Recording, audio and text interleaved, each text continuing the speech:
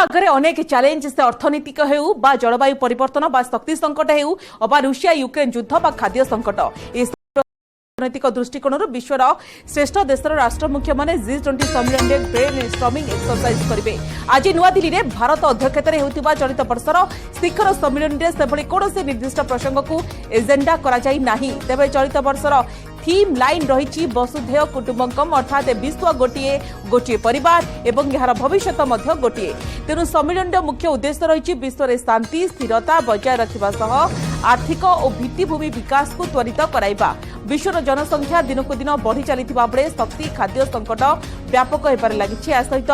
जलवायु परिवर्तन समग्र जीव जगत पर बड़ चैलेंज होइछि। आउ एक समस्या होइतिबा पड़े यार दूरीकरण पर समाधान पंथा खोजिबे विश्वर तुंग नेता। परिवेश सुरक्षा सहित जलवायु परिवर्तन को किभली रोका जाय परिबो ताहा परे सम्मेलन में आलोचना हेबो। सामग्रिक विकास डिजिटल ट्रांसफॉर्मेशन विकास क्षेत्र में महिला नेतृत्व पर आलोचना हेबो।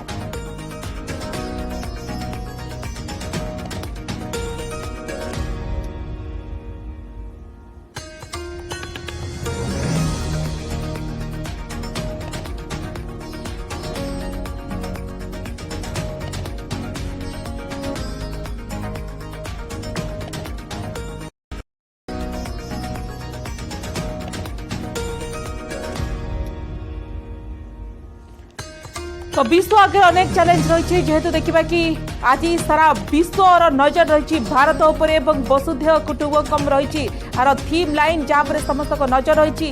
विश्व आगे रही अनेक चैलेंज विभिन्न प्रसंग आलोचना हो जदि कौन निर्दिष्ट एजेंडा रखा जाए ना किंतु विश्व आगे अनेक चैलेंजेस रही जमी अर्थनैतिक कथा कहतु जलवायु परिवर्तन शक्ति संकट रूसिया यूक्रेन युद्ध खाद्य संकट गरीब देशगुड़िकर निजर स्वर रखिपारती। आज ए जो सम्मेलन अनेक गुरुत्व बहन करुछि तमाम विश्वर वरिष्ठ नेता एवं समस्त अपेक्षा रही। यार भितर देखा कि जितेबाला विभिन्न प्रसंग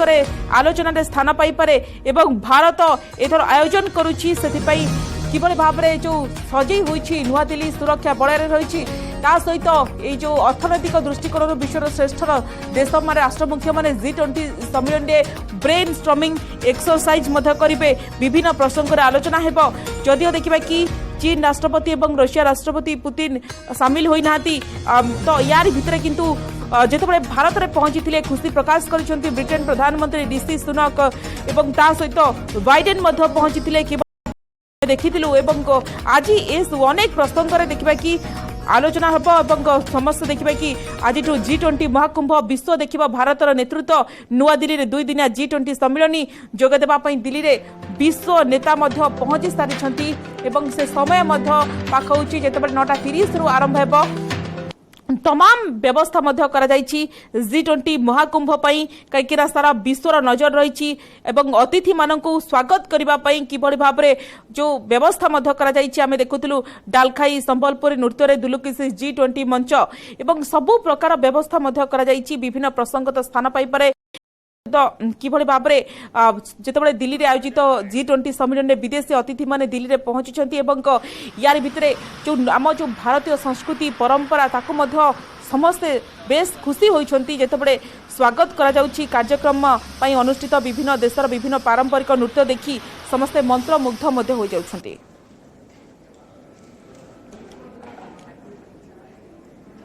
जातिसंघर सुरक्षा परिषद भारतर स्थायी सदस्यता को अमेरिकार समर्थन G20 शिखर सम्मेलन में सामिल होगा पूर्व प्रधानमंत्री बासभवन में नरेंद्र मोदी को साक्षात करते अमेरिका राष्ट्रपति जो बाइडेन। प्रधानमंत्री नरेंद्र मोदी द्विपाक्षिक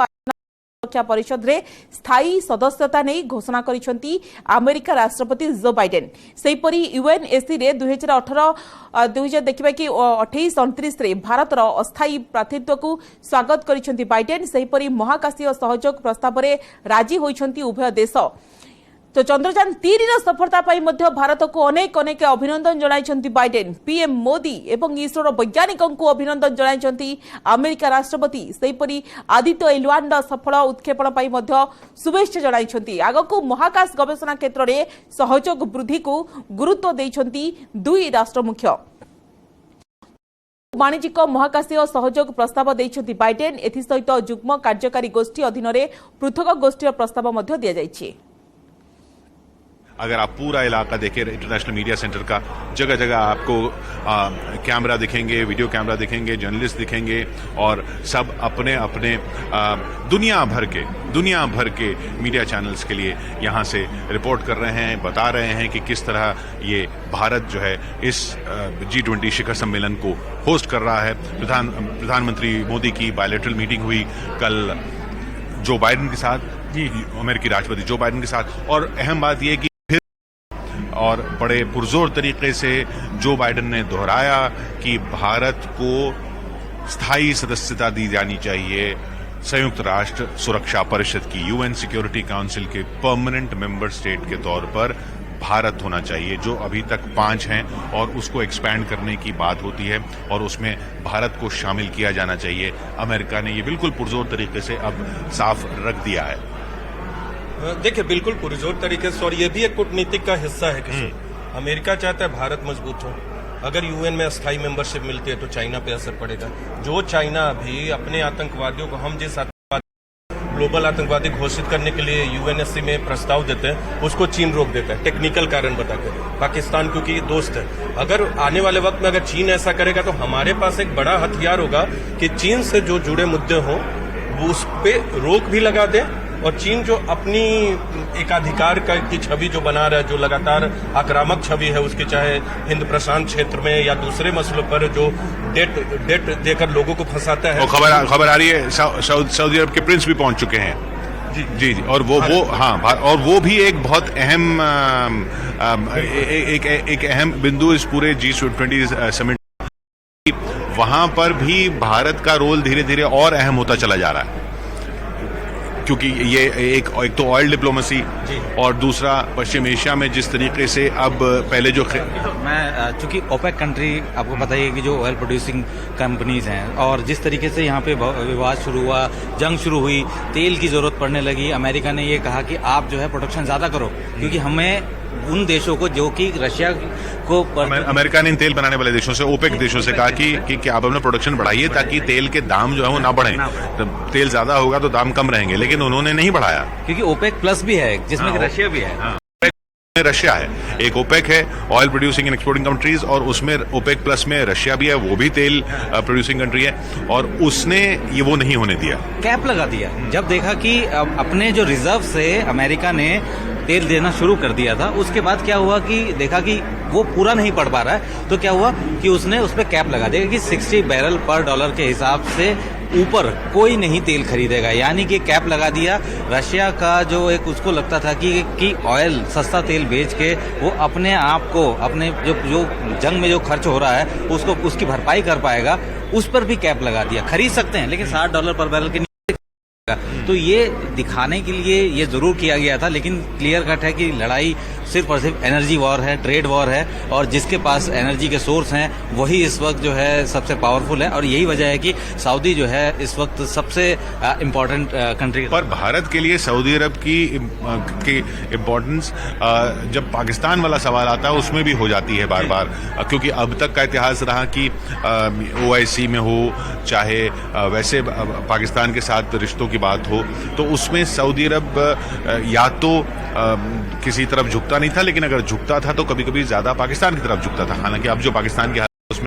जा भी नहीं रहे हैं पाकिस्तान, उन्होंने जाने से भी इनकार कर दिया पाकिस्तान, तो वो अपने आप में वो जो कूटनीतिक एक पेच था वो भी भारत ने सॉल्व किया है। देखिए बिल्कुल, और G20 में अगर बात करें तो 2 देश ऐसे हैं, सऊदी अरब और तुर्की, जो कि पश्चिम एशिया और खाड़ी के देशों से आते हैं, तो 2 देशों का प्रतिनिधित्व होता है, और ये दोनों ऐसे देश हैं जहां मुस्लिम, तुर्की का कल्चर तो बिल्कुल अलग है, तुर्की में भले मुस्लिम ज्यादा आबादी है लेकिन वहाँ एक कल्चर डिफरेंट है, वो लगता है कि डेवलप कंट्री है बिल्कुल उस तरह से, तो वहाँ का प्रभाव बहुत पड़ता है। तो G20 में जब उनका प्रतिनिधित्व होता है, और भारत ने द्विपक्षीय मसलों पर उन 2 देशों से अपनी जो पड़ोसी देशों के साथ कूटनीति है उनका है, और यहाँ पाकिस्तान को साथ है, और G20 के मंच पे आपने प्रिंस का जिक्र किया सऊदी अरब के, उनका आना, उनसे रिश्ते जो हाल के वक्त में बहुत बेहतर हुए हैं। भले कुछ मसलों पे जैसे हमारी मजबूरी होती है, हमारा हित होता है, उनके भी अपने हित होते हैं, लेकिन वो हित भारत के खिलाफ नहीं जाते, उनके अपने हित होते हैं। अधिक खबर पे आपण लगन करंतु हम वेबसाइट odia.news18.com यूट्यूब रे आपण न्यूज 18 ओडिया देखिबा पई लगन करंतु youtube.com/news18 ओडिया फेसबुक रे आपण लाइव देखिबा पई लगन करंतु facebook.com/news18 ओडिया ट्विटर रे आपण को फॉलो करि परिबे twitter.com/news18 ओडिया वर्तमान समय होची गोटे छोटो ब्रेक निछबा ब्रेक कमिंग अप प्रायोजक भारत मसाला प्रदेश पूर्वतन टेस्ट ऑफ न्यू इंडिया